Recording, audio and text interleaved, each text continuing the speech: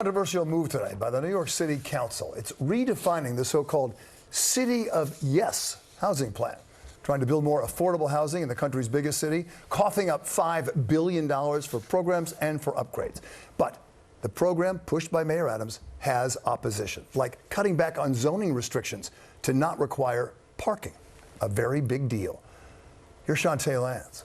31 in the affirmative, 20 in the negative, and 0 abstentions. Victory for the majority of the 51 New York City Council members that voted for the so-called City of Yes. New legislation, they say, is a major step to address the city's housing crisis. Today is another step forward by this council to advance meaningful housing solutions that lower costs to make our city affordable. The approved plan includes the most significant city zoning changes in decades. The goal is to build a little more housing in every neighborhood by changing rules around parking mandates for new construction and adding homes above stores and in basements. The new rules are now expected to make way for 80,000 new homes over the next 15 years. This in a city where rents have soared and the vacancy rate is at its lowest level in a half a century.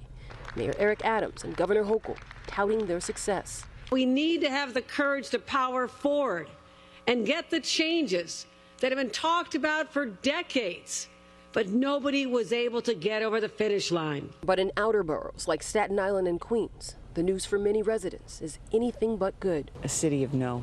I think it's not a good idea. Mary Offenegger has lived in her single-family house in Bayside Hills, Queens, since 1980. They're putting bigger buildings and 3 families in these 1-family homes.